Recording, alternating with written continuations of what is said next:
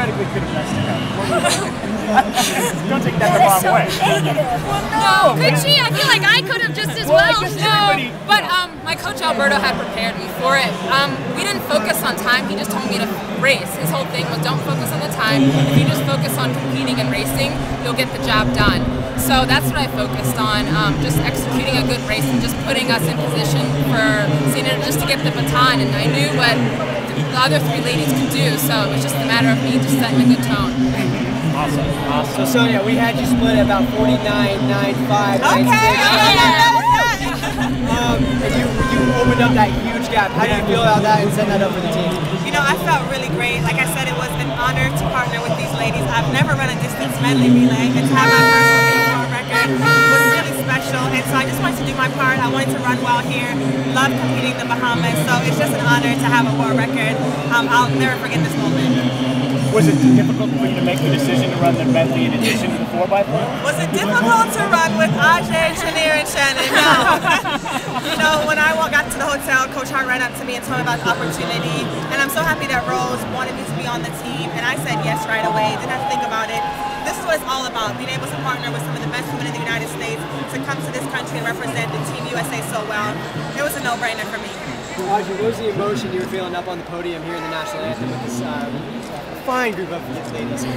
I know, it was great. Anytime we hear the national anthem and then you have a medal to back it, it's just amazing. So it was just pure joy. I couldn't ask for a better team, a better experience. And for you ladies, being teammates with the Oregon Project, what does this mean for you guys as a team?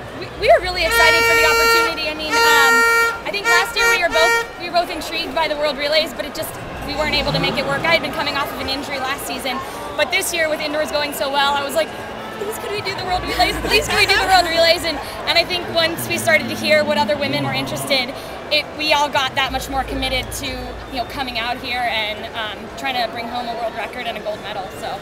What was it like to have to run that way from the front, not being able to use any tactics, just run? I was that hard? trying my best. Like, I only had one hand to count on my fingers, but I was trying my best to have a sense of pace for the first half of the race because I knew the biggest thing for me was executing a smart first 800, and then the second half was just about bringing it home. So it was a little bit windy, but I used the jumbotrons and I tried to just pace myself. And once I got to halfway through the race, I felt pretty confident that I was gonna be able to bring home the gold for the team, but didn't celebrate till I was actually across the line. And you celebrated quite a bit. I mean, what was that feeling? I mean, to have one of these around your neck, to see the flag, to have a world record, like in distance running, that's not a common opportunity, especially with some of the records that are on the books. Yeah.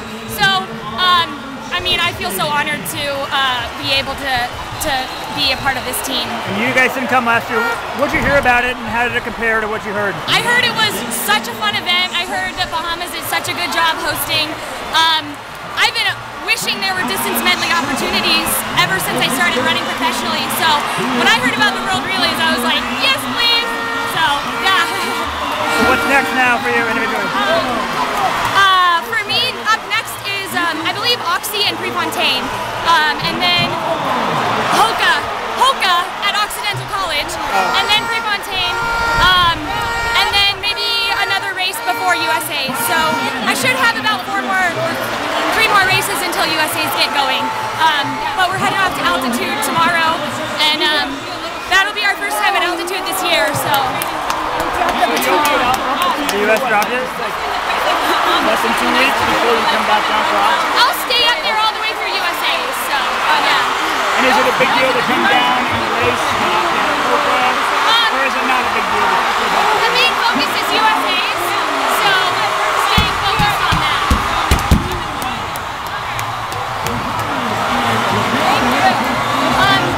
Yeah, the main focus is USA's, so I don't know how much altitude will help me going into Hoka or into Prefontaine, but I do know that it'll be a huge asset to me come USA's and hopefully beyond. So I'm keeping my eyes on the prize and just trying to do everything I can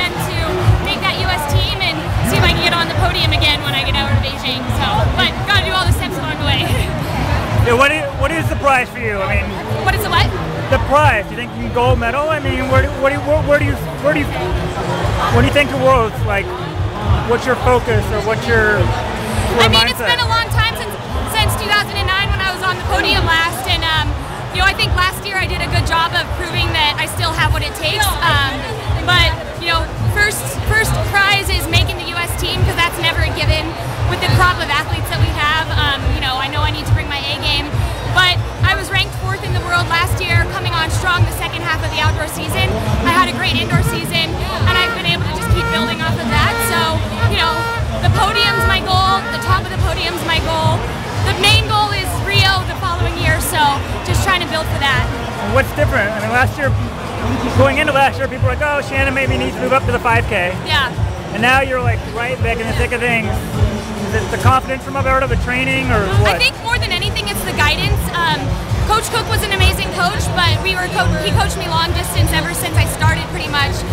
So now to be up in Eugene, or in Portland, excuse me, with a very supportive husband, a coach, an assistant coach, a weight coach, and a sports psych. I mean, I feel so supported.